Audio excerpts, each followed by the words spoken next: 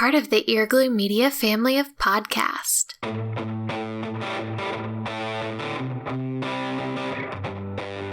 You're listening to the Cantina Cast, your home for thought-provoking Star Wars talk. Join Albert and Jonesy in breaking down the latest news, trailers, movies, and of course, your favorite characters from a galaxy far, far away.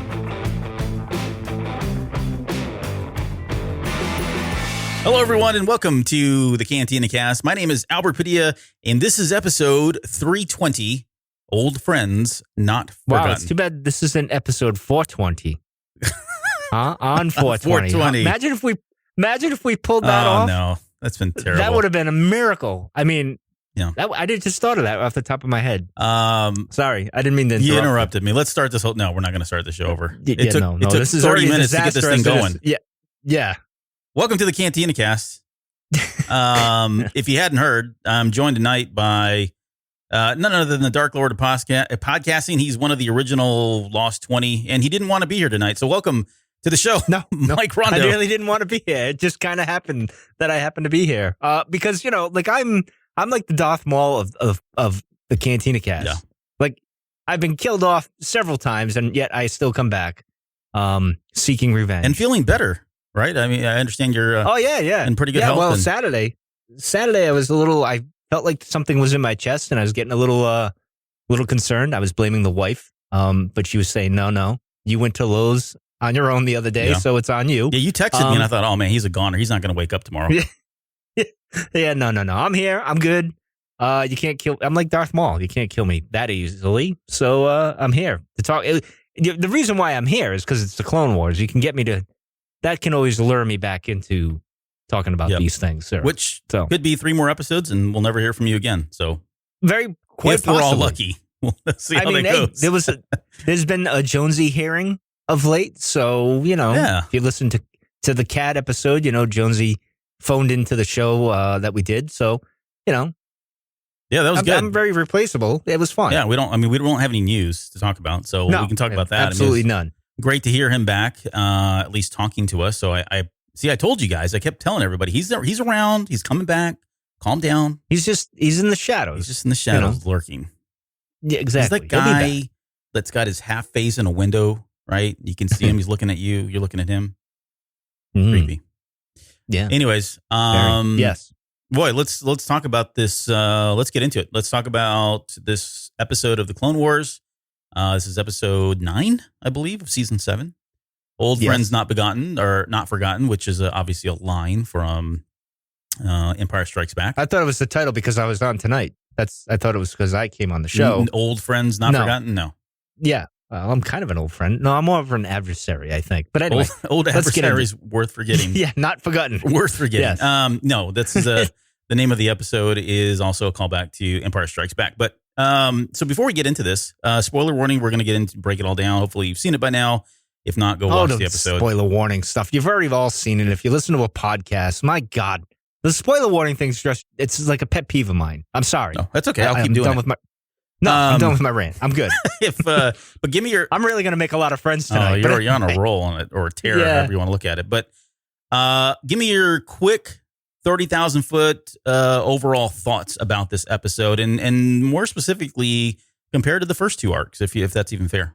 Well, this is what I think we were all expecting from the start, something like this. But as I said last week when I was on, when we were talking about these things, Dave tends to build these things up. And of course, sure enough, the arc before that with Ahsoka showed where she was going to be mentally going into this. But it's funny because we were talking about, when we did the last show, we recorded that Thursday, like the night before or whatever. I forget what it was. Before the episode. So, or it was before that, whatever. You said you were going to stay up till whatever to watch it. And I did. And I was like, I was like, you know what? I'm going to do that. I'm going to try to do that. But I passed out because these late night things just don't work for me anymore. And I'm a night owl, but I couldn't do it. So I passed out. And then I got up in the morning. I want to say around 6:30. I'm like, oh, crap. I forgot all about the Clone Wars. And then I checked my phone and I saw you put a message on Discord with the wow. I'm like, oh, all right. I gotta just click the button. I hit it. And as soon as I saw the Lucasfilm, I'm like, okay, all right, this is real serious. Mm-hmm. We're going to like real uncharted territory, so to speak, with the thing. And then we saw the Blair, the title, like I guess the title is really the fortune cookie of it. Really, I guess in a weird way. I don't know. It's not really. I don't know. But anyway, that was kind of weird, but it was cool. It felt like, okay, it's not out of place. It's different. It's special. And as you got in your notes here, I'll jump ahead right here. I'm like, oh, this is as the opening happened and the battle was progressing. I'm like, oh, they're going for like the movie feel here. Yes.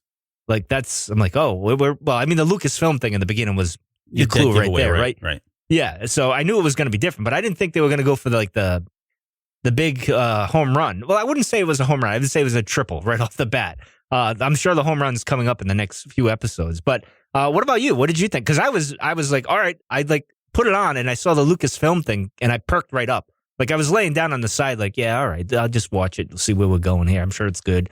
And all of a sudden that popped up. I'm like, okay, I got to stand up, and that's what I did. I sit up and watched it, and it was great. But what are your thoughts? Well, I if you go look at our social media pages, I posted my immediate thoughts after watching this thing at 3 a.m. Or whatever it was, my time.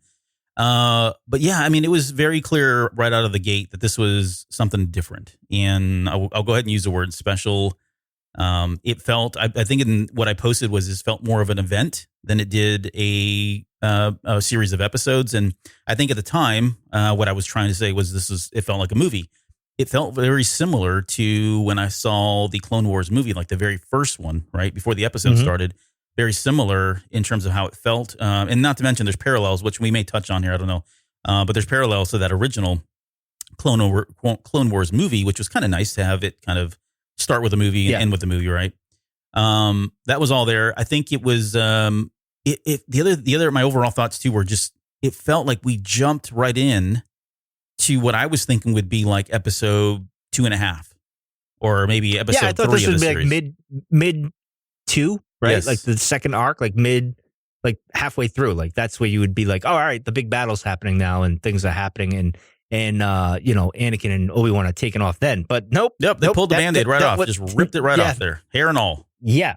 Yes, they did. So, and I thought that was a good move, but go ahead. I do too. But now, and we'll get to this at the very end, like, okay, so now my mind's going around like thinking, what are they going to do with like an hour? And don't get me wrong, there's still a lot that has to happen, but I'm excited more than I ever was because a lot of the things that I thought were going to be the meatier parts, they've just kind of put to the side. And they weren't, not to take anything away from them. I thought they were impactful. I thought they resonated. They stuck with me. But this isn't the end, right? He's got something big planned. And I won't spoil the titles because the titles are already out there for the next 3 episodes. So I'm not going to spoil those on the show. But there's a lot that could be read into the titles of these episodes. So and if you've read the Ahsoka novel, you kind of know where we're some going. Of it, sure. So, but yeah, those are kind of. But there'll be surprises to say the least. Yeah. But yes, the going back to the logo. I mean, that was just. I mean, come on. I mean, they're just pulling at my heartstrings, and that also. And I'll jump to the very end of the episode, where the last thing you see right after it's over was created by George Lucas. Yep. And it's its own single kind of line phrase. It's right there, smack dab in the center. I mean, that's just Filoni paying tribute to his mentor, the master, right? His master. Yeah. The red logo was cool. We'd seen that before. I think we've had a red logo with Maul before in the past. When they did the R2 arc, we had the blue logo for Clone Wars. So it's not uncommon. Well, I guess it's not common, but it's not the first time they've ever done it. So which was cool. But man, and then the music at the very beginning, like they start off with the main title of Star Wars, which again is another that was smacking you, punching you in the face that this is a movie. Yeah, that was when you really. I mean, the logo coming up, you're like, okay, I gotta focus. I stood up, and then you hear the fanfare. You're like, oh, we're getting serious right off the bat. Like I didn't think we were getting this level serious. Like I thought we were gonna get like maybe Mortis arc type stuff. Yeah. But this just went up way more than that. It went up to 11. But yeah, and then all of it, the music throughout, which we'll touch on here in bits and pieces. I thought the animation is probably the best they've ever done. And see, the only thing with the animation that kind of bugged me, not the Kenobi scene. I felt was with Anakin and his hair on the bridge. Yeah. I felt it was going too much, and it made me think of way back with it's Rebel Force Radio now, but back when they were doing the Force cast and they do the Clone Wars roundtable, and they criticized the animation long ago. So this is how I'm dating myself, that the hair would never move. I felt like this is Dave like poking fun of Jimmy and Jason and saying, hey, we made the hair move, so to speak. Because I don't know, I just took it that way. It was goofy, but it just made me laugh because I was thinking back all the years of watching the clones and talking about the Clone Wars and stuff. It made me laugh just that brief moment. And Dave's kind of sneaky like that. He would throw like some kind of little Easter egg that only meant something to so many people or whatever. Right, inside joke. Inside story. Yeah, exactly. But that was my only gripe about it. Otherwise, the animation was fantastic. So, but yeah. No, the pacing was great. There really weren't a lot of moments to breathe, and I was okay with it. I don't think we needed them as much here.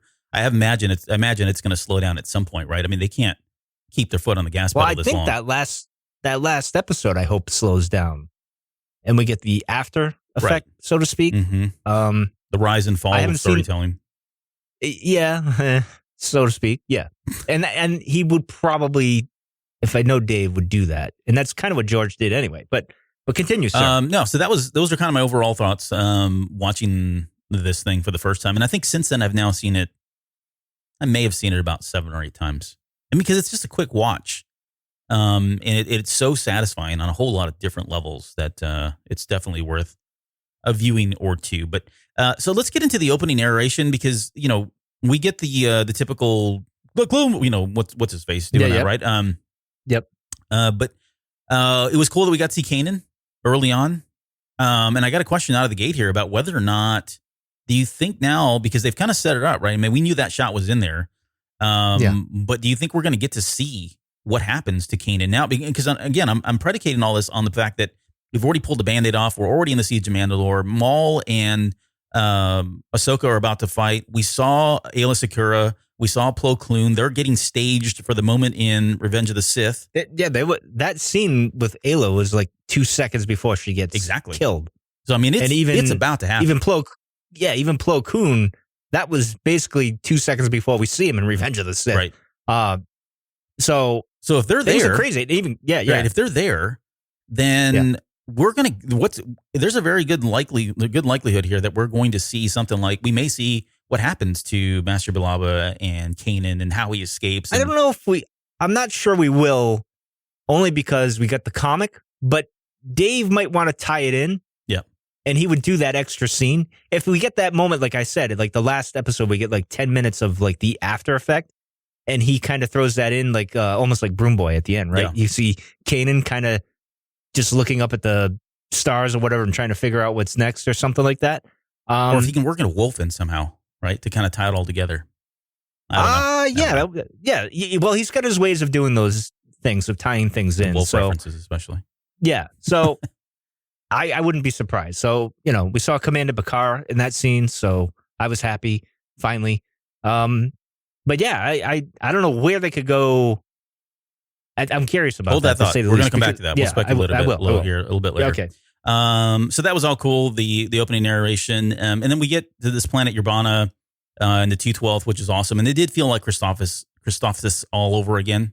Oh yeah, that battle. Yep. That battle on the bridge, and I mean, there was just a lot of parallels there, and I'm sure that was all intentional. Right? Don't make the mistake about it. That was, Filoni. He's the writer for all 4 of these last episodes, and I guarantee he was doing that. But I think the one thing that stuck with me out of the gate was, that's the 3rd time I've said that. The one thing that stuck with me, even in the first viewing, was Kenobi kind of coming in and rescuing, the 212th and Cody and all that.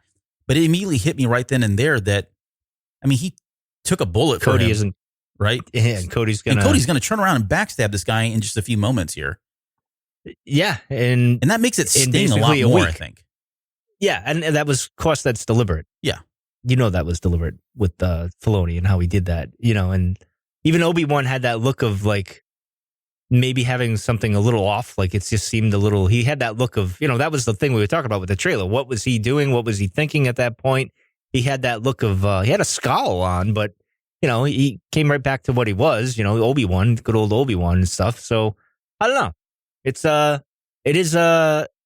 Well, that's what they were doing with that whole opening minute, the showing Plo Koon, Aayla, moments before their death. And then, now we get this, right? Yeah. Like, this is setting up like another knife in the back, so to speak. It is. It's very much what it is. It stung then. It's going to sting even more here very shortly. But I'm going to throw this question at you. I know we've already talked about it. We've already answered it. So if you've listened to our CAD show, you've already heard this. But for the sake of those that probably saw a CAD and went, what the heck's that? I don't want to watch that. I don't want to listen to that. And have chosen to listen to this episode because it is strictly about old friends not forgotten. I threw a question out there about whether or not you felt like Cody has his chip removed and whether or not we would see him follow through, or if maybe we get some kind of alternate explanation. I'll call it a redemption of sorts. Some way that maybe Cody knows that he removed the chip, but he's following orders still because he's a soldier, or he did not remove the chip. He removed the chip, but he went through with what he did in Revenge of the Sith and purposely tried to not kill Kenobi and allow him to get away. Any chance of that happening? You could take it. You could take it that way. Or because when he says fire right away, right? Sure. And the trooper that shoots it, he's not the one who's shooting the gun. Yeah. The trooper misses Kenobi. So it's almost like maybe he removed his chip and he kind of, didn't do the thing. I'm trying to give him a benefit of the doubt because this is hard, man. Yeah, but here's the thing. When you go and Kenobi's trying to get away, he's very agitated when he tells that, keep looking. He knows Kenobi's around. Yeah. So just keep looking, right? Right. I always took that as like he's mad and he can't figure out why he's mad because I think he regrets it. Or he's struggling with it, but right? he's struggling with it. And I would love to see something, again, 10 minutes after with each one of them kind of resolving something or showing Cody that, maybe having a conversation. Well, he wouldn't have a conversation with Rex because Rex, getting out of Dodge. His death and gets out of Dodge or whatever. But something, or maybe Rex communicates with him or something. I don't know. Because you would think, in my mind, Rex would try to contact some of his brothers that turned, right, or didn't turn, or whatever. He would try to somehow. There's a mystery there that needs to be solved at some point, and I'm going to leave it at that. So, but yeah. Well, the darker one is the first one I said, where we get a situation where Cody did remove his chip, and he's not impacted by the Order 66, and still goes through with trying to kill Kenobi because at his heart, in his mind, he is first and foremost a soldier and he's just following orders. I mean, I don't think they'd go there because that's pretty deep and, there's a lot of psychology that leads there. To a whole other, that brings to a whole other bunch of stuff to bring up. But yeah. I don't know. I like it. I like it too. I like it. I don't think it's going to happen, but it's fun to talk about. No. All right. So enough about Cody. Let's talk about Anakin's grand entrance here. You mean the God entrance? The God entrance. Like he's like, I'm right here. He just went, what are you doing down there? He's like, I'm OP. I'm like, really? So now we're gonna go into this moment of like, you're like the chosen one, right? We're gonna do this, which should have been done throughout the whole series. It's just like, there's some inconsistencies, especially like with the Mortis-Hawk. He puts the son and the daughter on their knees, and then 5 minutes later he's weak near them, so it doesn't make much. But anyway, storytelling. If you've already fought the daughter and the son and brought them to the knees, I mean, come on, what's going to really happen to you, right? Exactly. So I thought it was cool. It was something to see. It's finally it's like Dave saying, you know what, I'm taking the wheels off and I'm gonna let Anakin be Anakin. Like just kind of like, I'm OP, I'm cool. But that would be his swagger, though, right? That would be his kind of walking in, dodging the thing, and then doing his little plan, so to speak. So I didn't have a problem with it. No, I didn't either. I think, and I think it says... Other than the hair, but that's it. Other than the hair, right? The Jello hair. Yeah. Yes.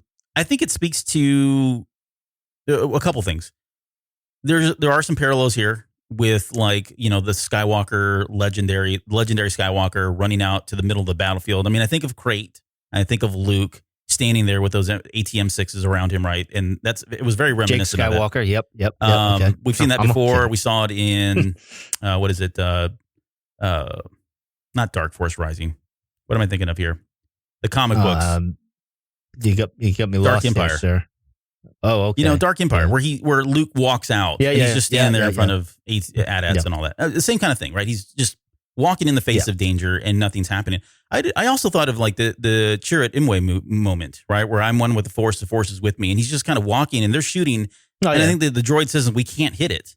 Like there's something that's intervening, something that's like getting in between those blaster bolts and making him go in a different direction. He's just kind of able to walk that way. But I think it's kind of that. I think it speaks to his maybe level of the Force and all that. And I think the other thing that this scene does is I thought it was really cool to see Kenobi just go with Anakin. Like he trusts Anakin so much at this point, especially when it comes to combat and tactics and all that. He's willing to just say, you know what, this is not what I would do, but I know better than to try and stop you, right? He even says that. They balance each other, Absolutely. both styles. That's what makes them such a formidable team, because Kenobi is, I guess, for all intents and purposes, by the book and is tactical, but Anakin is the I don't know what you would call it, the wild card, right? So, because he's going to do, him and Rex are going to do, and even Ahsoka are going to do things that are a bit unorthodox to get the job done. And Kenobi is used as a decoy a lot of those times for that. But it works out. You know what I mean? So, yeah. Let's talk. This is the first moment. Well, not probably the first moment. There probably were other ones. And I, unfortunately, in all those viewings, I have not run down, and I really want this because I think they're going to release the soundtrack. I really want to find a way to isolate the audio from all of these episodes and just listen to the audio and just take in the music, because in this moment we get our first kind of callback, or I guess maybe our second one at that point, to original trilogy or just trilogy in general music. And it's the scene where the sail barge. The sail barge where, right? He does his little flip, and it's a Return of the Jedi theme, right? Is what I call it, because that's really hit return. That's when Luke does return as the Jedi. And we see that here, and we hear the whole thing. The whole thing just plays out, which I was not expecting. Like, it really adds. I mean, I love Kevin Kiner, and I love the music that he does with the Clone Wars. I've always loved the work he does. He did some amazing stuff on Rebels as well, but there's just something really magical, obviously, about the John Williams stuff. And when we hear that mixed in with the Clone Wars like this, and especially when it's Anakin, I mean, it just elevated that scene, right? And there are other scenes that we're going to talk about here where I felt like it did elevate that scene. It's already a great scene in itself. You throw John Williams in there, you throw that moment, and it just stirs up a lot of emotions, I think, at least for me personally, it did. Well, I'll get to my music moment that really got me. Oh, I know what it is, because you texted me like immediately. Yeah. Just because it's one of my favorite moments in the prequel trilogy. I don't know why. I just love that moment, but we'll get to that when we get to it. Anyway. Let's talk about the Fulcrum controversy. Oh, yes. This is the big issue in our Discord for some reason. I didn't think, now listen, when it happened, and I remember saying to myself, the Fulcrum thing, I'm like, oh, that's a nice Easter egg, Dave. That doesn't exactly make a lot of sense, because you would think if Anakin's involved with this and they know Fulcrum's the Rebel spy or whatever, the network or whatever in Rebels, you'd think he'd say, wait a minute, didn't I create that whole thing way back in the day? And I should probably investigate that, because Ahsoka used that once and we haven't really found her body, although she's supposed to be dead, blah, blah, blah. You know, that whole thing. Yeah. So that was my beef with it. But at the end of the day, I was like, you know what? Who cares? I was fine with it. I'm like, you know what? I've seen worse in storytelling with Star Wars, so this is fine. It's not a big deal. I thought it was a nice callback to Rebels. It wasn't that big a deal, but you kind of reasoned it pretty well. Well, I hope. Thank you. So, so let me fill in the holes there, or fill in the gaps for anybody that's wondering what the heck we're talking about. It wasn't part of the Discord conversation. That's where I saw it. Yeah, no, and that's exactly where we were talking about it, but. To kind of set the stage, they receive the transmission right after, the 212 runs in, the 501st is on their jetpacks flying around doing that whole thing. And they receive that transmission and says, we received a transmission from someone using your frequency, Fulcrum. And then Anakin says, Saw Gerrera. Kenobi says, perhaps the siege at Alderaan has taken a turn for the worse. And so the controversy, I guess, and I'm using air quotes here, but the controversy is that Fulcrum was something that we did not hear about, did not know about until the Ahsoka novel. And then later on, it was picked up in Rebels, and we find out that was the kind of code name that Ahsoka was working under. And then later on, we find out that it's been other people like Cassian Andor, and they've been using this handle of Fulcrum. And so, I guess the controversy being that maybe it robs some of that, because it's being now out of nowhere. Or I guess I should say, we finally hear that it's that word, that term Fulcrum was used even back in the Clone Wars. Does it change anything though? No, I don't think it does. Even if Vader, because not everyone's reading the books. Sure. Well, I just meant even in the world, right? Let's move forward. True. Let's say Vader, not Anakin, but Vader hears the word Fulcrum. Yes, I think he's going to hear it. He's going to recognize it, but it doesn't do anything to him. If anything else, it just fuels him even more, because he knows that the rebels are using a term that he came up with a long time ago for the sneaky espionage stuff that's kind of undercutting him and underbiting him all the time, right? I think that's cool. I like that idea. But it's an inside job, so he's working with Urso, right? Yeah, they both Yeah, destroying it from within. That's what they're doing. So yeah, I kind of saw it as a code name, and I assume that Anakin, created it for Saul originally and said, "Hey, now that we just liberated your city and planet, whatever, if you ever have a problem, because we don't want this thing to go, it was so pivotal, right? We don't want anything to fall apart. So if you ever have a problem, use this frequency that I'm calling Fulcrum to call us, and that's why Kenobi says, "Oh, Saw Gerrera." And turns out, no, it's not Saw Gerrera. Well, Ahsoka was aware of this as well. Oh yeah, she was there. Right. She was mostly there. They weren't even there all that much. Yeah. So I think, at the end of the day, though, you're right. I think it was a way just to tie it back to the Clone Wars, tie it forward to Rebels. And really and I think the way they're using this name later on is just kind of a tribute, I guess, right? For the idea that Anakin Skywalker had come up with. So anyways, that's kind of my thoughts around it. But I did like the discourse that we had, right? The conversation that we had. I thought it was great. Yeah, it was fun. It was fun. So yeah, we get to where are we at? Oh, so Anakin's trust in the will of the Force. So later on they get up onto the ship, and I thought this was a great moment because it was like you could see how excited that Anakin was, that he was trying to. It was almost like he was trying to rationalize why Ahsoka had to go through what she did and why she had to be expelled from the Jedi Order, and then why ultimately after they invited her back in, she's like, "No, I'm good. I'm going to go do my own thing." He got excited and was like, "See, this is exactly why, she left the Order, because she had to leave the Order in order for us to, find out that Maul was out there, and then we can stop Maul, right?" I think Obi-Wan was right, though, calling him out. You're just trying to rationalize something. Yeah, exactly. Because, you're just trying to, it's like a vision, like a Force vision. You're trying to, it's like Ezra was trying to interpret it one way when it was really just, it could be multiple ways. You know what I mean? Sure. So, and that's why he said, I'm cautiously optimistic about it. But this shows Anakin in his mindset going forward in a few weeks here when he turns on everybody, is because he's rationalizing what he does for Padme and everything. This is Anakin does this all the time. This just highlights it right here. I don't think it's ever been really brought up on the Clone Wars as right to the forefront like this one was. Like, this is like right in your face. Like, you're just trying to, maybe in the Clovis arc, there was things that were, you could say he's trying to rationalize some things here. So, but this definitely was like, hey, you're just trying to rationalize these things so you feel better about things. And especially because Ahsoka kind of gave him the cold shoulder at the start, really. She wasn't very warm to either of them, right. to be honest. Yeah, she was all business. I mean, yeah. So, and that was more of the Padawan trying to show I'm more assertive, I'm more of an adult now, I'm not the child I was when I left type of thing. Even though she's still got a little Ahsoka in her there, that little girl, so to speak, and Anakin's still that brotherly figure. So, I mean, it all worked out well. I liked it. It was good. Yeah, I think it was. I think Ahsoka is who taught Anakin to say, "You may disperse with the pleasantries, Commander. I'm here to put you back on schedule." Yes, this is where he learned that. I'm kidding. Yes, absolutely. That's a deep cut. Let's see. Okay, let's talk about Ahsoka's appearance, because I think this is one of the better moments, even as subtle as it was. If I had my thing, I probably would have done it a little bit craftier. And Dave Filoni, you're listening to the show, and I'm going to give you some feedback here. But I was really hoping that they would like have shown, I don't know, her feet first, right? A low shot, have her feet coming down. Oh, like Return of the exactly. Instead of seeing her down. Full shot, or at least seeing her full figure there, the smoke and everything. No, sure, let's do the whole thing. Yeah. But we didn't. Well, we're this big in the episode. We might as well, right? Why chintz out at this point? By the way, it was nice seeing R2 do something. JJ and Ryan Johnson. It's nice to see R2 actually doing what he can do. On the bridge? On the bridge, and even running over to the Ahsoka with some love. Well, that was the moment that's the moment that kind of hit me, because you can see he is moving really quickly. Like he's super excited, as a droid can be, to kind of see her again.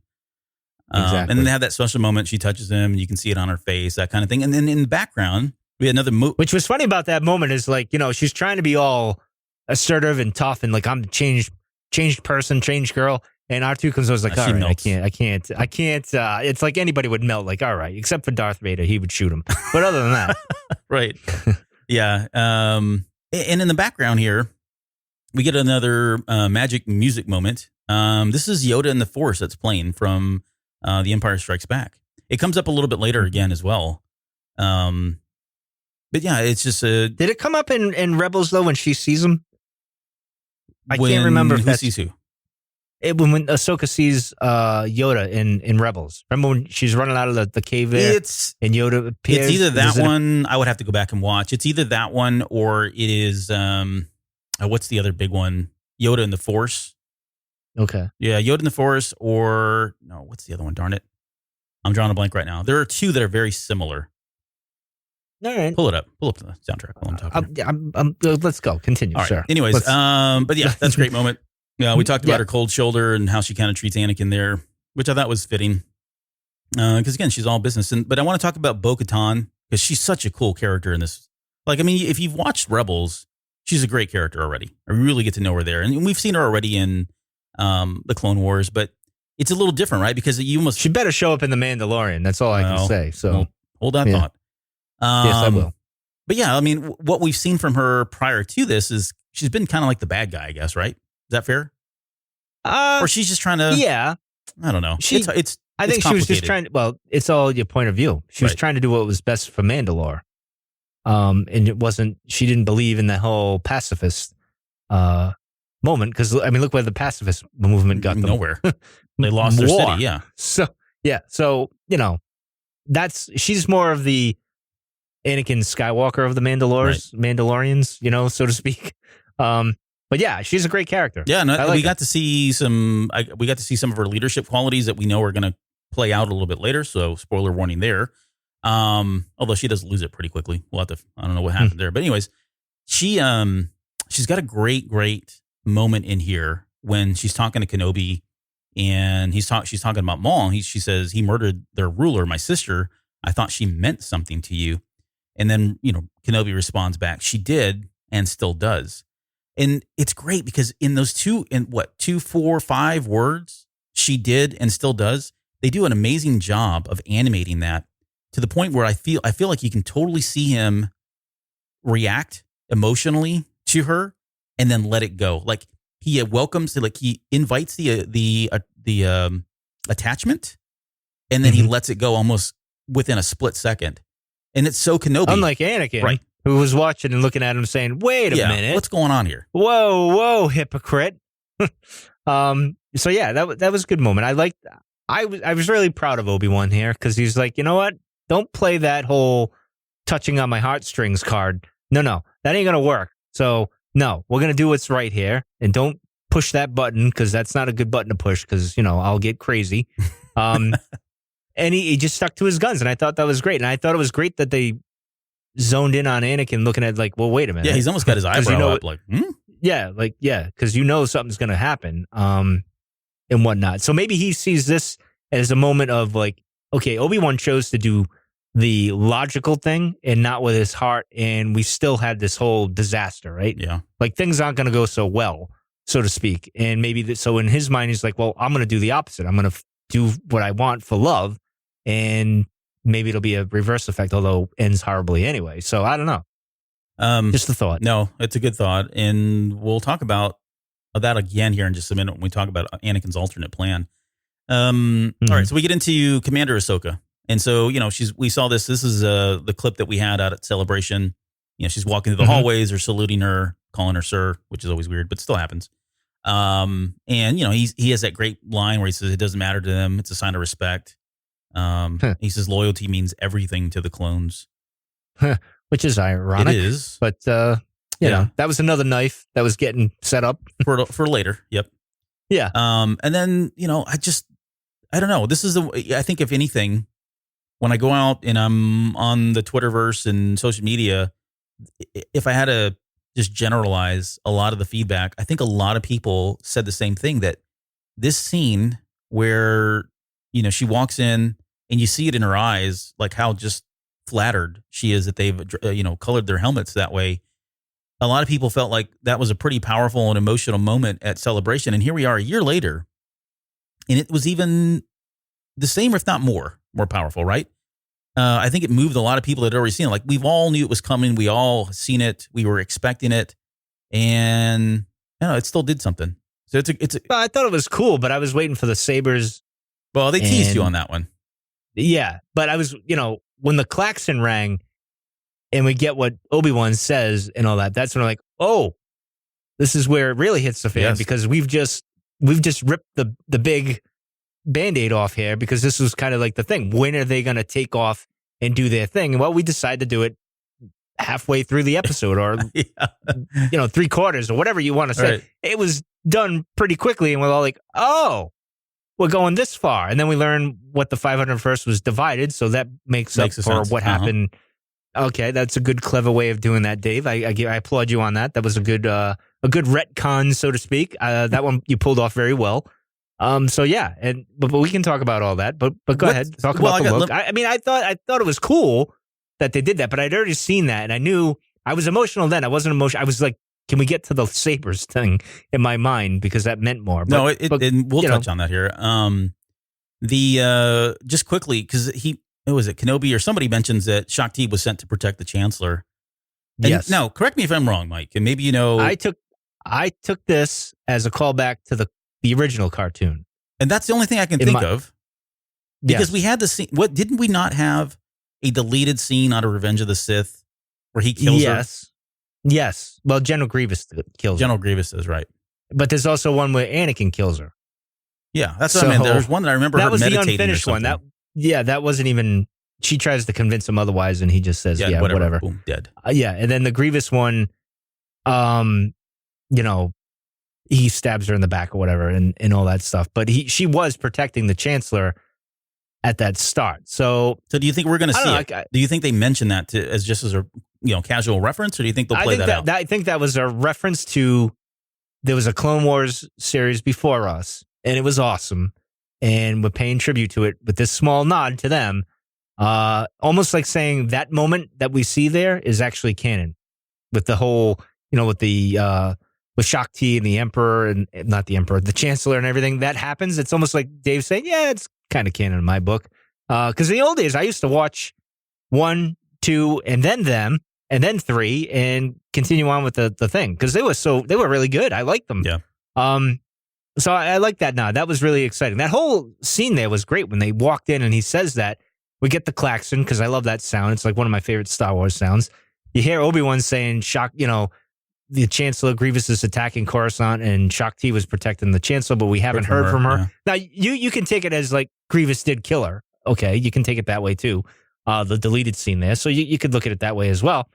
But that whole moment was like, oh, crap. We're there with Order 66. Like, it's going to happen now. Like, after all these years of wondering where we were going, I remember, back before they canceled the series, oh, what's it going to lead to? When's it going to end? Where's it going to end? What point? Blah, blah, blah, that whole thing. And we were getting there. And then all of a sudden now it's like, yeah, we're there. Hey. And they ripped the Band-Aid off very soon to get there. But anyway. Well, and so my only final thought here is just whether or not, so Shakti is a character that if you only watch the movies, you probably have no clue who she is. Yeah, fair? If you watch the TV series, though, The Clone Wars, you know a lot about her. She was featured in a number of episodes. And we don't ever get that closure. And I'm wondering if they do go here, would you want to see it? Do you think or is it too by the numbers where we're going to tell you about something and then we're going to show you, right? There's a lot of feedback from Star Wars for doing that. You know me, I like a little mystery. So I'm good with it being kind of ambiguous, kind of like whatever. You make up your own conclusion here. But then again, with this, because we've speculated since Revenge of the Sith, of what's happened to her, and with both cartoon series in a sense, well, why not just show that? Maybe, I don't know. I'd be fine with that. Maybe show her in the temple. Show that deleted scene. Yeah, exactly. With Anakin. Why not? I'd be fine. Actually, I would be. It would be interesting if they showed Anakin in the temple, going crazy, because we didn't see him really in the temple, right? No. We just saw him march on the temple. So do you go in the temple? So again, okay, we're jumping around, I know, but remember earlier on I said, okay, there's an hour and 30 minutes ish. They've got to fill with something. Are we going to get some of this stuff? I don't know. I maybe. Okay. Good chance. I'll say we are, you say we're not. And that way we can come back to everybody and say, told you we were right. One of us was. Which is usually what we do. All right. Let's talk about so this next scene here with Ahsoka's view on the Jedi. This obviously was a big payoff, I think, from the Rafa and which Trace. is what the point of that whole Exactly. thing was. Yes. I mean, yes. that was her eyes being opened and, having a different viewpoint of the Jedi, and then going back and saying, you know what? That's, even though people think that, Ahsoka can probably try to change that. I mean, I think that's kind of what I got here, was that she was now on a mission to like rectify a lot of this stuff and really open up everybody's eyes and slap them across the face and say, look, snap out of this. This is not who we're supposed to be. And I need to get everybody back in line. Not that she's going to take it upon herself, but that's kind of what she was saying in this moment, right? Well, yeah. And she pulls a little Anakin on him, saying, the Chancellor needs you, right? Like getting a dig there and saying, well, that's not fair. And she's like, I'm not trying to be, which he wouldn't, right? So it's like, hey, the student has become the master, right? I thought that was a great play. It was interesting. It showed her more mature that she was. And I think this rattles Anakin a bit. Like, because, he thought she was going to come back and things were going to kind of be the same. And she's a different woman now. She's a different person. And kind of he is a little bit too. So, like, things are a little bit, but he thought, that familiar face, he was very chummy with her. They've been through a lot of things. I think he thinks in his mind that, this isn't, you're not supposed to be snapping at me like this. Like, we were supposed to be like, hey, great, we're back at it, that type of thing. And that didn't go that way. So I think that takes him back a little bit and just adds to his stress in the next week or so when all things go crazy. Yeah. We get Anakin's alternate plan here. It's great when, when Kenobi's like, no, we're not going to go do that. We're actually going to go save the Chancellor. You look at that. She looks at him, like gives him like the evil eye and says, and basically says, you better fix this like now. I can't even believe what I'm hearing, that you're going to allow this to happen. And then it almost feels like he's on his heels. He's like scrambling, trying to come up with clever ways, thinking on his feet, to figure out how to make this work, right? Because he knows, on one hand, he knows he's got a loyalty towards Palpatine and the Jedi Order and those orders or the requests that they make. But on the other hand, he's got Ahsoka back for the first time in a very long time. He wants to do well with her. He knows what she's been through. That's his Padawan. I mean, there's a lot of reasons why. So that he bends over backwards to try to make this work and says, well, and Kenobi pushes back and says, well, no, she's not a commander. She can't take the 501st. So he's like, oh, I got a better idea. Why don't we put Rex in place? Like, he finds a loophole in the system, which is a clever way to explain why the 501st is divided, like you said earlier. It all kind of works. I mean, I think it's great storytelling. You could call it retconning or whatever. I think that's probably fair too, but it's very natural. Like, it makes sense, right? It's a very pragmatic approach to kind of explain some of these things, I think. Kenobi makes a comment about Maul. I thought that was great. Dead. That was Dave, like, answering, like, saying, like, being the fan and saying, he doesn't seem to be dead. That was great. That was like him channeling the fan, and like, maybe this is what he said to George at one time. I don't know. It was interesting. I liked it. But just before that, he mentions that, well, here, okay. So I want to go back to the whole relationship with Satine, because he goes through with this plan. He didn't have to. He could have continued to push back, and he could have just held his ground. And I don't know. Knowing Anakin, he probably would have done it anyways, right? Or found a way to help. Well, I think that's like, he realizes they're going to do it anyway. True. So find a way to do it. I'm fine with it. Just do it. So here's where you were. It goes back to that whole, they're going to do it their weird way. Obi-Wan's going to do it his way, where he all he wants them to do is just do it a way where I can say, from a certain point of view, councils, the guys on the council, the Jedi Masters, it worked out. We didn't break any rules. Nothing to see here. Exactly.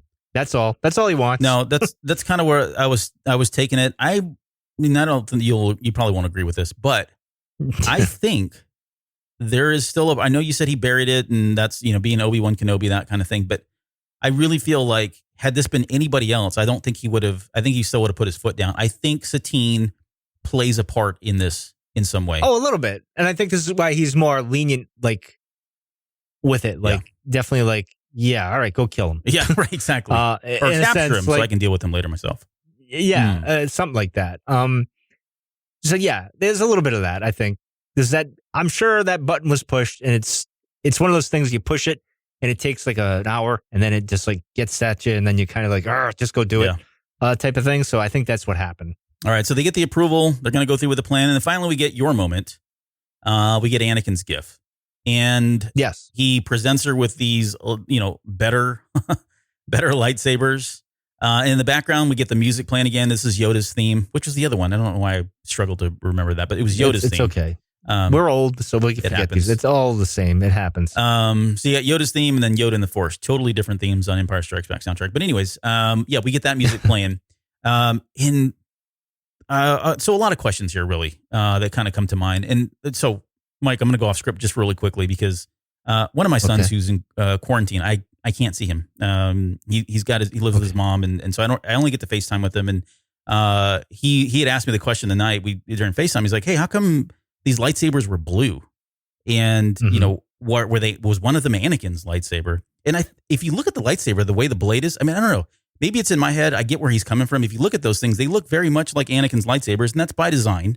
I think he tweaked them, modified them. He made them look like his own to some extent. I think that's probably fair. But I think what he was also talking about was he knows that in the Ahsoka novel, those lightsabers were green because we've talked about it. And now they're blue here. So is this one of those things where Pablo says, well, if it happens in the show, then it overwrites what happens in the novel kind of thing? Or do you think we're going to get some explanation as to why she starts off with blue lightsabers, but then ends up with green that we hear about and get buried in the novel? I want to say we might get an answer at some point. I think it was trying to make the symbolism she's a Jedi Knight finally, so to speak. Like she's a protector, a defender. And that's kind of what the blue symbolizes in a way, right? It's the green was always wisdom. In my Are you going to Legends stuff now? Yeah, I'm going into that stuff. So I think it was just to show that like the torch had been passed and Anakin tweaked them the way he wanted to. Now, she could bleed them. Maybe they turn green on her. I don't know. I haven't heard Dave say anything on this No, yet. I haven't either. Because I was looking for it today. Or the other day when they did the declassified or whatever, the download thing, and I didn't see him say anything about that. I am curious about it. I'm okay with it, honestly. But I don't know. It is weird seeing it with blue and not the green. Yeah. In my mind. Oh, absolutely. So, it's like Luke in Jedi. I mean, as much as he held that blue lightsaber, when I think of Luke, for whatever reason, I always think of the green lightsaber. The green.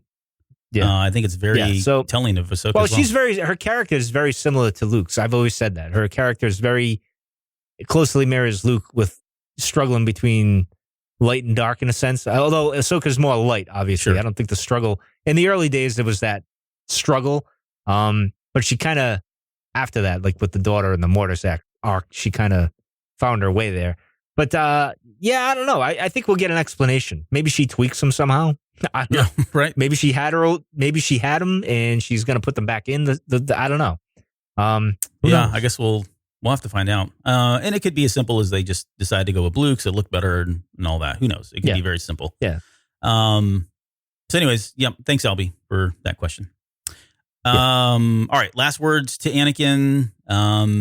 This was I don't think this is the last time they speak. I'm going to say that it is. I'm going to say it's the last time they see each other in person till we see them again. I get the feeling there's going to be a calm in between somewhere. Probably right before he goes to speak with the Chancellor at the opera. Well, that would be pretty cool. Here's my thing. Okay. And again, this is all opinion and perspective, right? But when this moment happened, and I just posted something about this last night, I could tell immediately the way everything was framed. This was Dave doing his poetry stuff that he learned from Lucas. He was framing these shots very similar from the Rebels to what we saw in Rebels when they meet up again. And I saw somebody that had already done that afterwards. After I posted a little image of Anakin in this scene, and then Anakin with his helmet cracked in half and his eye exposed in Rebels. But I feel like if they did have another conversation, it would undo, for me, I think it would undo the power in this moment of them. This is their last thing. And it also robs them of the fact that, if you think about it, he's been waiting for Ahsoka to come back for a very long time, right? Well, relatively speaking. He's missed her. That's pretty obvious. He's so excited. He's like a little puppy dog when he sees her. He loves her as either, as like a kind of a Padawan master thing, older brother, younger sister relationship, whatever you want to look at. but they don't, honestly, they really spend hardly any time together. Like all of what we saw from the moment they meet to the moment they depart again is very, very small. He's almost robbed of being able to have any kind of meaningful conversation or connection with Ahsoka again, outside of the lightsabers. They don't even really get to talk very much. Well, I can see that where it goes to the line where like he feels like when she's thinking about it and he's like, well, you abandoned me or whatever, where he says that to her and she says, I won't do it this time or whatever. Yeah, in Twilight of the Princess, she says, I won't leave you, not this time. Yeah, and it kind of ties into that. But I would like one more. It's just me, and you may disagree with me, and I trust Dave to do it right if he does have a communication via whatever, because I imagine they would kind of have a hollow at some point, and that would be the end of it. I'm fine with either one. How's that? Like, if this is it, I'm good with it. If we get one more thing, I'm good with that. When he calls her Snips, and that's the end of it, and I'll be happy. Right. I mean, I'm only kidding. Yeah. I mean, Snips I'm fine either way. You think they're going to use those? That would be funny. That would be funny.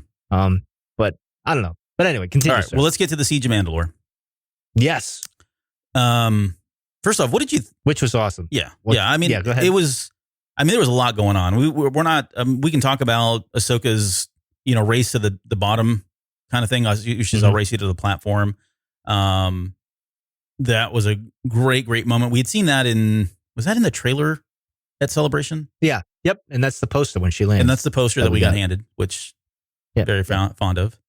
Yes. And this is the moment where you got your music moment, right?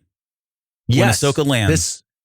This was, well, no, it's before that. When she just jumps out. Okay, yeah, it starts there for sure, yeah.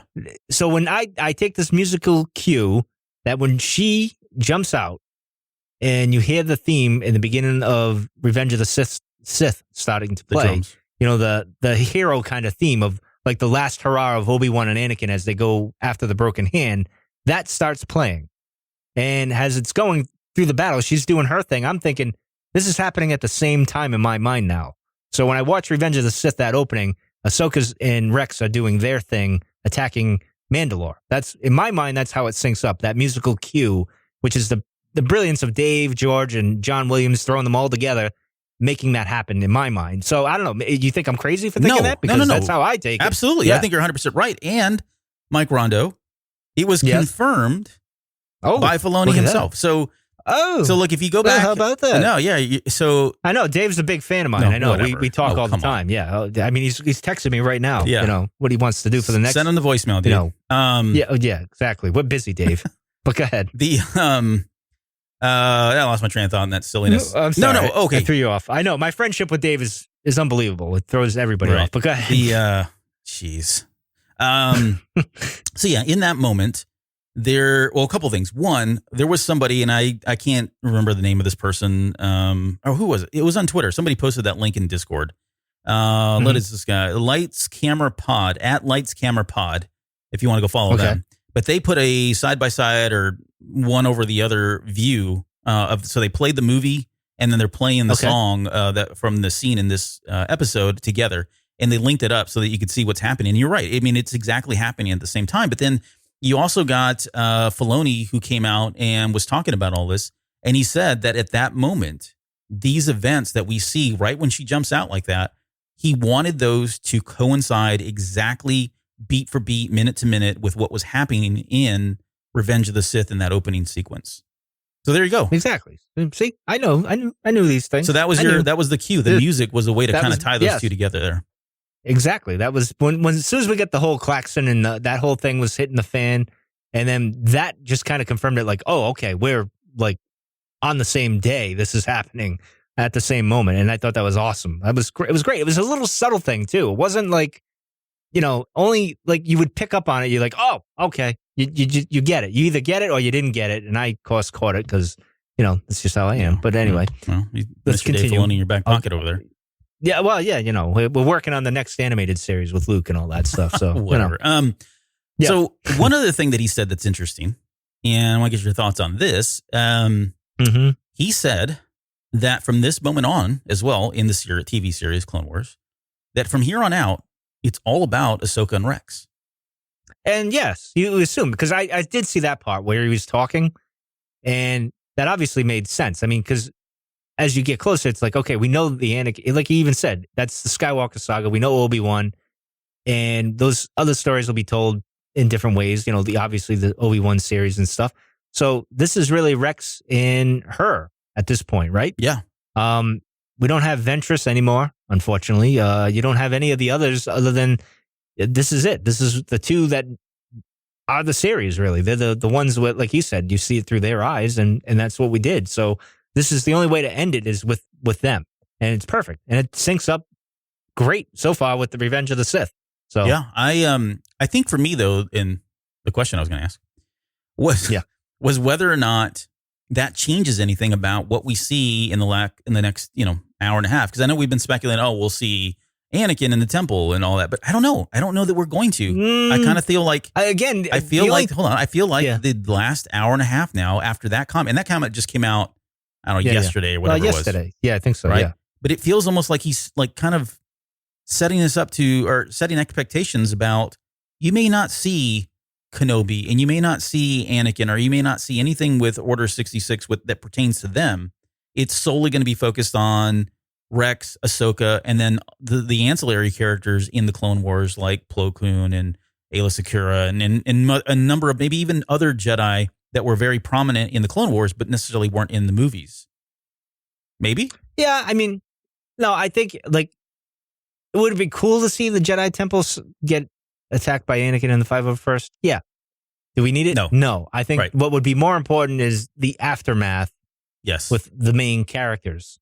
Even if it's Kenobi and Anakin, throwing them in near the very end, with the aftermath. Like, I think the great moment would be him looking at her sabers, closing the box, and then walking out on the bridge, and like I said, seeing Tarkin and the Emperor and the Death Star there. Like him walking out, and you see that, and that's that shot right there. It brings you right to the very end. That would be pretty cool, something like that. I think they need to wrap it up that way. He would do that. I don't think we're going to see all that. I think it's going to be Order 66 happens with Rex, Ahsoka, and Maul, and they're all dealing with it and getting the heck out of Dodge. And that's kind of how it is. And then there's an aftermath where we kind of see where Maul goes off, maybe. And you might see him meet up with some people from Solo. All that stuff, how that happens. I don't know. That's, I would like to see all that stuff. It would be cool, but do we need it? No, I don't think so. No. So, but again, the way he's syncing all this up, we're in for some surprises, and I'm fine with it. So I can't wait.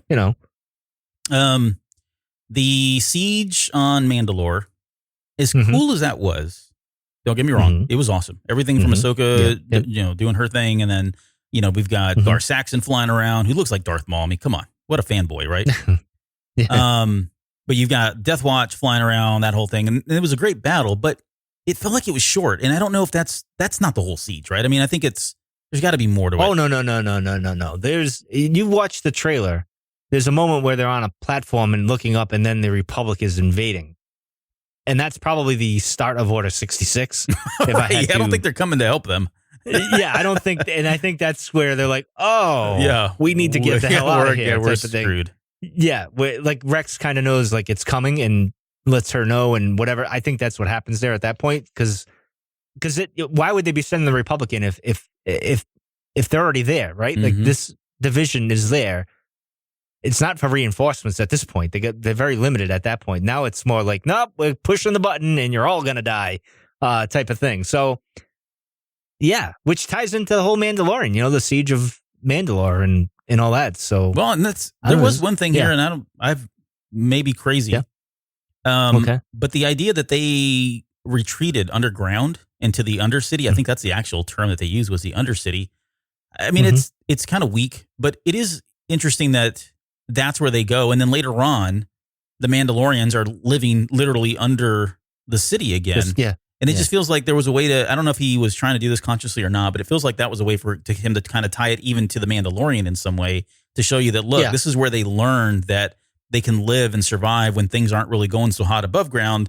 Their natural instinct is to, I wouldn't say retreat, but take cover and hide. Yeah, exactly. So that they can live another day, fight another day kind of thing. Yeah, like the Jedi, so to speak, except, well, I guess they were living underground. And I don't know. But I would think the only thing that was weak in this episode, besides, Anakin's hair flowing so naturally, is the battle that kind of took place underneath. And as it was happening, I'm like, well, wait a minute. They're separating. This is what a Sith Lord does. Sure. And this is what Darth Maul does. And then that kind of got predictable there. And, then when you saw Bo say it's a trap, It's a trap. famous Star Wars. Yep, exactly.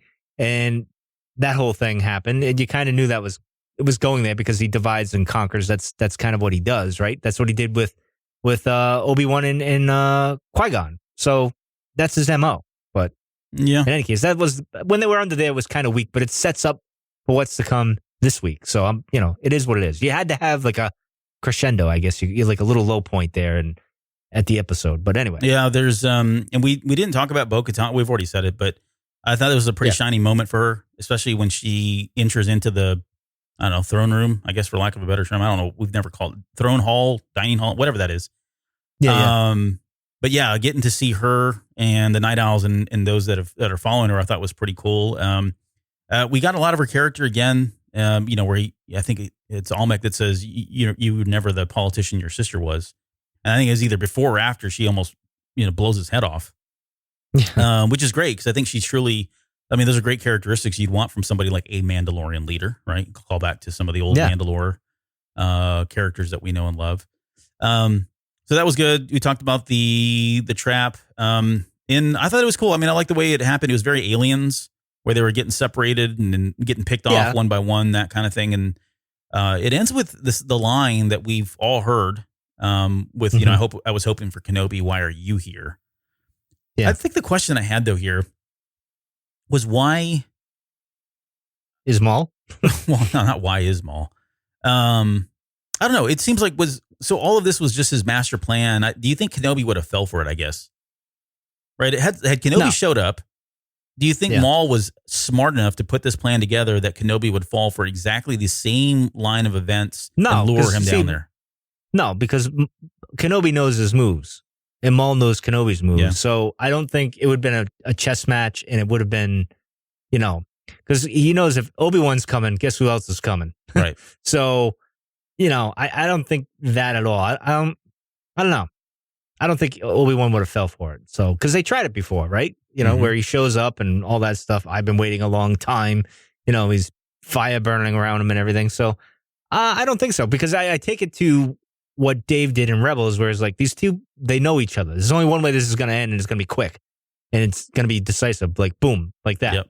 Because he showed where Obi-Wan knows this guy's moves. He knows what he's going to do, and that's why he defeats him in the end. Like he does that one quick shoop, and that's it. He doesn't fall for the head bop thing with the fist or whatever.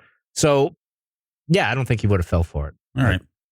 Maul's arrogant like that, though. He thinks he can beat you that way, but he gets inside his own head and screws up. Yeah. All right. Well, it ends there. And it's a great ending. Don't get me wrong. I mean, I know that sounds very unceremonious in terms of how we just ended the show or ending the show, but that's how it's meant to be. I mean, it's a huge cliffhanger. Like we don't know what's going to happen. I mean, we've seen bits and pieces. It looks like they are going to engage in some way. And if our predictions are right, that'll get halted and they'll probably team up with one another, like we've talked about already on 2 episodes. You know what I'm hoping though? You know what? I'm a little speculation. I'm hoping. And as I saw the episode happening with the other Mandalorians that are with Maul and everything, and I kept looking for the armorer. I'm like, where is she? She's got to be around here somewhere. And I'm saying, wouldn't it be cool if she's the one who fixed his saber? Fixed Maul's saber? Yeah, like made it a certain way. Like, wouldn't that have been cool? Yeah, because he's got a different saber. Yeah, that we see later on, especially in Rebels and then Solo. Yeah, which I think would be pretty cool. But that's just me. We don't get. You know what? The other thing too, we kind of glanced over this, but they didn't talk about, like, if you watch the Clone Wars, your last recollection of Maul was Palpatine capturing him. If you didn't read the comic, exactly, that's my point. Like, you had to read Sons of Dathomir to understand what the heck happened and how he got to. Well, that was supposed to be an episode, so there is that little gap. But do your homework, Google search. What do you think they'll fill the gap? Do you think at any moment they're going to have like a Maul in Ahsoka, and she's like, "What are you doing here?" And he suddenly starts, going down memory lane. And they flash back to that. I don't know if they'll do that, but I think he's going to like monologue to her, right? He's going to do the monologue. I think that's coming. So yeah, that'll happen. And I don't know. I think he reveals the truth to her, and she's kind of figuring out as he's saying it, and it kind of clicks in with her. And then Order 66 happens, and then she's like, "Yep, he was right." And they kind of do that, like we've discussed already, that they kind of work as a team, begrudgingly, so to speak. And Rex kind of might get hurt in the process somehow, or some way, or whatever it may be. I don't know. It's a curious thing, sir. Yeah, I mean, a lot of questions. If he doesn't do it, I'm almost thinking too that, I mean, there's an opportunity for Gar Saxon to talk about it, or Rook Cast. Mm-hmm. They may do it. They were both there as part of that whole Sons of Dathomir and getting him out of the Citadel. Was he in the Citadel? I forget where he was trapped now. Wherever they broke him out of. Oh yeah, So maybe there's. I don't know if it was a Citadel. There was another thing, wasn't it? Maybe it was. I can't remember. I have to go now. back and pull the comic. But either way, since they were there, and you see the characters. I mean, Rook looks cool. She looks like Sabine though. But Rook, that threw me off. I'm like, Sabine? But unless you've read the book or the comic book, or watched, you wouldn't know. Right. You may know who Gar Saxon is if you watch Rebels, but but you wouldn't. Yeah. Anyways. Exactly. So I don't know. I mean, I think I'd prefer Maul and her have a conversation. Like, you know how exactly. Well, no, coffee with Maul, where she's kind of taken as a prisoner yet again. And he's just telling her these things, like, cause that's what he tries to do. He did that with Ezra, right? Trying to, as we said, I think it was in Cat or the episode I was on before, the Sith tell the truth and the Jedi lie. Yeah. And she's already questioning the Jedi, right? Like, so this is all going to mess with her head in a sense. So I don't know. I think he'll kind of say it. Maybe Saxon will say something and, we'll get that. Or maybe they have a conversation while they talk or something like that. And I don't know. We'll find out soon enough, right? All right. So let's end it with this then. I guess final thoughts and predictions. What now? I mean, we've already gotten what we were thinking would be the first 2 episodes condensed down into the first, like, I don't know, 20 minutes. Yeah. Not even 20 minutes. The episode's like 25. But but what do you think at this point? Are we going to get Ahsoka Tano captured and then rescued? Are we going to get more from Order 66? Are we going to see more death from the different Jedi and how that happens? Or, are we going to see the struggle with somebody like Rex having to kill and shoot his brothers that are trying to kill him and not him understanding why? I mean, there's a lot of things that can happen here, a lot of dynamics and there's a lot of ways this thing can get really dark really fast too, right? I wonder if Rex goes like shell shock because he's having to kill his own brothers. I can see it happening. Kind of like, for sure, like he's lumped over, and that's why Ahsoka's kind of grabbing him. Because he's very big on the loyalty of the clones, right? Oh, yeah. So that would screw with his head in a bad way, but he did it because he loves Ahsoka and he knows that's what's right. And the clones don't even have a choice. And in one essence, he doesn't have a choice either. So he's just doing what he's got to do to save Ahsoka and himself. And, I don't know, that I think maybe that's what happens. And he gets shell shocked instead of like Maul doing something to him or one of his brothers doing something. Maybe he just like kills a few of them, maybe a close one. And he can't handle it. And he just kind of shuts down. That would be an interesting if they would do that in the Clone Wars. I don't know if they would do that, but that would be a side of like war that they don't show that they should probably show. Yeah, that would be pretty cool. I don't know if we'll get that though, because when you see the trailer, he is kind of hunched over and like he's hurt, and she's kind of guarding him. So I don't know where we're going with that. So that I to be honest, I really don't have any other predictions other than we get 10 minutes of them with the fallout, Ahsoka, Maul, and Rex kind of teaming up in some sort of a way to get the hell out of Dodge, and that's really it. That's all I think is off the top of my head that I could think of. But I know I'm going to be surprised about a bunch of other things. I don't even know. I really don't. How would you feel? How would you feel if we get, let's say the Bad Batch comes into this, okay? I don't know how. Let's figure it out. You figure that part out. But they get there, and Echo, we get to actually see Echo tell Rex and some of the other Wolf and Cody, or not Cody, but Wolf and Gregor and maybe some other clones that this is about to happen. Like, it's imminent. Any minute now, this is going to happen. Rex hears it believes it 100% now. This all makes sense, right? It's the final piece, and he trusts Echo, to no end, right? And they go through the process of removing the chip. Like we actually get to watch that, and maybe that's why he's hurt. Maybe he's reeling from whatever he had to go through in order to remove this chip. And maybe I'm being overly dramatic here, but the idea here being that we actually get to see them remove the chip, or at least be told about it, whether they show it or not. I'm just trying to figure how did they fill in the space here of an hour and a half? Would you? It's possible. I thought he removed it already, but I could be wrong. No, right? I believe so too. And I'm not saying that he hasn't. In my head, he's already, especially with the events as they are occurring right now, he's already removed it. But there's nothing to say that he can't, that he didn't. And if they dedicated 20 minutes. Rex has always been kind of questioning the war anyway. And it's told, because you go back to the deserter, and he had a conversation with him and all that. Like even Ahsoka herself, like they're part of, it's one of the same, really. They were both a part of this group. They thought it was this. They were all rah, rah, rah. And then as time goes on, the war goes on, it wears you down. And then you see things a little bit different. And then you realize, wait a minute, this isn't right either.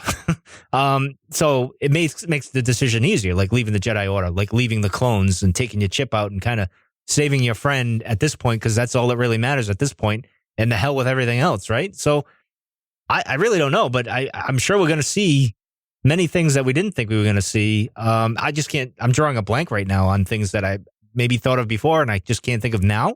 Oh, no, that's fine. But what do you got? That was the point. The point of this is, the point of that question was, I think there are things that we always just either assumed, or things that we've talked about but has never been shown, right, in the movies, never been shown in the Clone Wars.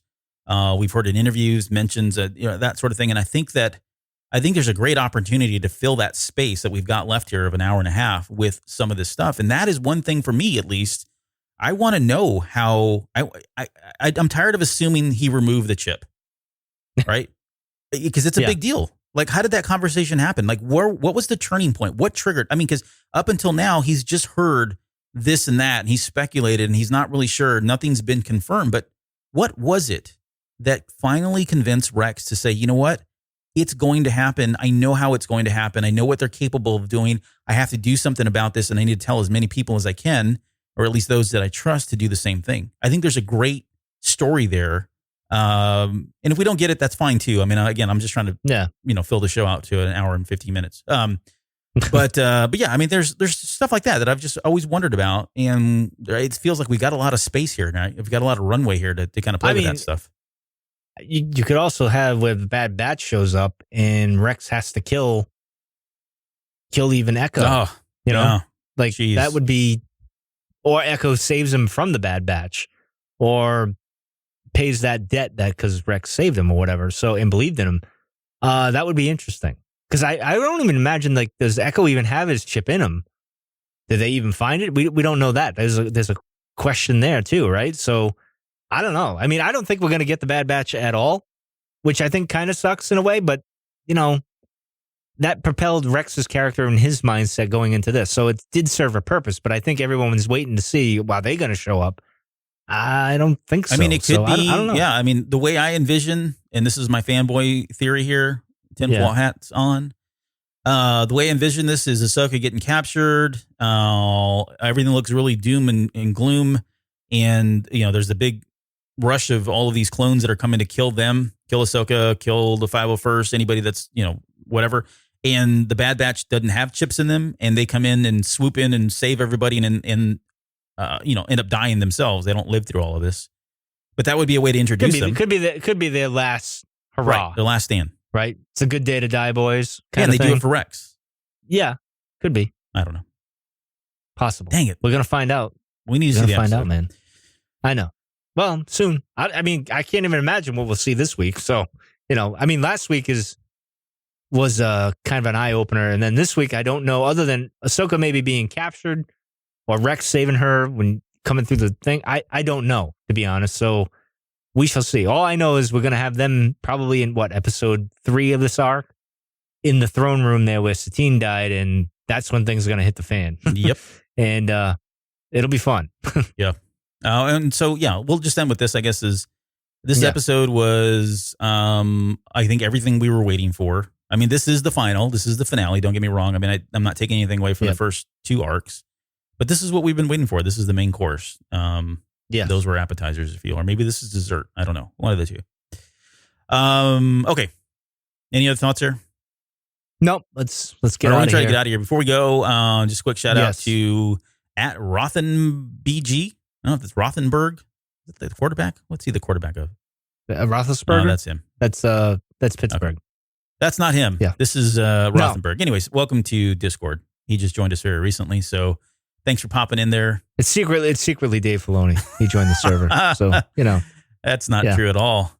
Yeah, no, that's true. He's a Pittsburgh fan, so that's his thing. Yeah. Right. Yep. Totally. I'm going to see if I can get Mike to not come on to the show next week or this week as well. Oh no, I'll probably be on the next 2. Well, you're going to leave it. You're not going to join the 4th one. I mean, if you're going for 3, then you're all in on 4. Sorry. Now I got something special for 4. I'm not going to spoil it right now. Oh boy. I'll be here when I'm here. I'm either going to crawl out of the depths like a cockroach, like Maul, or I'm just not going to. All right. We'll see.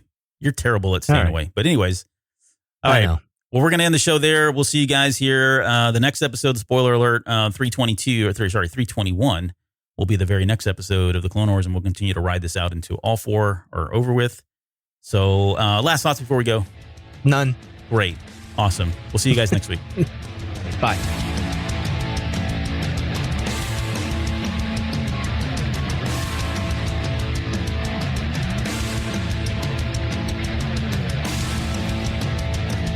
You're still listening? Wow, that's amazing. Well, I'm here to give you the disclaimer.